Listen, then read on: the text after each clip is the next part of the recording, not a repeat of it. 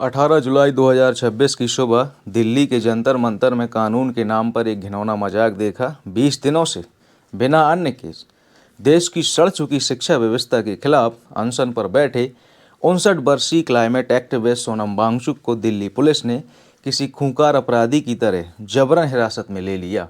वांगचुक की पत्नी गीतांजलि अंगमो ने इसे सीधे तौर पर अवैध हिरासत करार दिया।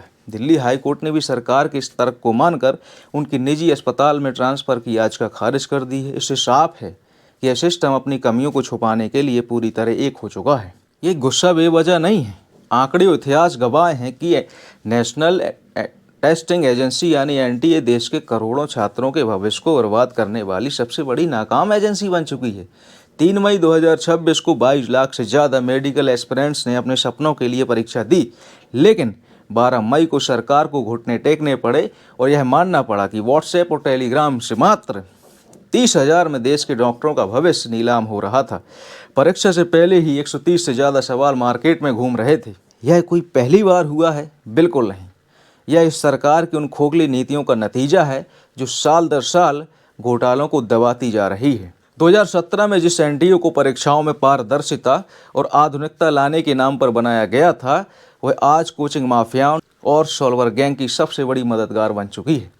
साल दर साल वही गलतियां, वही डिजिटल लूप होल्स, वही लीकेज। लेकिन इतने बड़े नीतिगत और प्रशासनिक फेलियर के बाद भी अगर केंद्रीय शिक्षा मंत्री धर्मेंद्र प्रधान नैतिक जिम्मेदारी लेकर इस्तीफा नहीं देते हैं, तो यह साफ है कि सत्ता को युवाओं के भविष्य से कोई सरोकार नहीं है। कॉकरोच जनता पार्टी यानी कि सीजेपी और जंतर मंतर पर डटे छात्र संगठन आज इसी व्यवस्था के खिलाफ खड़े हैं। वे केवल एक परीक्षा में सुधार नहीं मांग रहे, वे एंटी की क्रिमिनल अकाउंटेबिलिटी और इस पूरी बिकी हुई परीक्षा नीति का विकेंद्रीकरण यानी डिसेंट्रलाइजेशन मांग रहे हैं।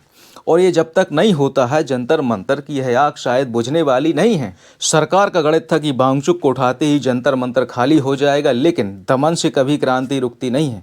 वांगचुक के जाते ही सीजेपी के संस्थापक अभिजीत दीप के तुरंत मंच पर अनिश्चितकालीन भूख हड़ताल पर बैठ जाते हैं। और केवल वांगचुक ही नहीं, all India student association AISA के 3 छात्रों सहित देश भर से आए कम से कम 21 सत्याग्रही इस तप्त फुटपाथ पर डटे हुए हैं, जिन्होंने अपना 10% से अधिक शारीरिक वजन खो दिया है। उधर सफदरगंज अस्पताल में वांगचुक ने किसी भी तरह की ड्रिप लेने से मना कर दिया है, जिससे उनके शरीर में कीटोन लेवल्स और पोटेशियम का जो स्तर है वो जानलेवा हद तक गिर चुका है। यह इलाज नहीं है, बल्कि एक लोकतांत्रिक आवाज़ को धीमी मौत देने की सरकार की साजिश है। 20 जुलाई 2026 को यानी आज के ही दिन संसद का मानसून सत्र शुरू हो रहा है और आज ही छात्रों का ऐतिहासिक चलो संसद मार्च होना है। डर के मारे सरकार ने लुटियंस दिल्ली को छावनी में बदल दिया है। अस्पताल की अवैध हिरासत से सोनम वांगचुक ने देश के नाम एक चिट्ठी जारी की है, जिसमें उन्होंने 20 जुलाई के मार्च को भारत का दूसरा स्वतंत्रता संग्राम घोषित कर दिया है और लिखा है, पेपर लीक जैसी नाइंसाफ़ी से आज़ादी और सरकार के इस खौफ से आज़ादी। सत्ता चाहे जितनी भी क्रूर हो जाए, वह यह भूल जाती है कि जब देश का युवा जागता है तो बड़े से बड़े सिंहासन डोल जाते हैं। आज के दिन ही जब नीति निर्माता संसद के भीतर वातानुकूलित कमरों में बैठेंगे, तो संसद की चौखट पर देश का भविष्य अपने हक की भीख नहीं बल्कि अपना अधिकार मांग रहा होगा।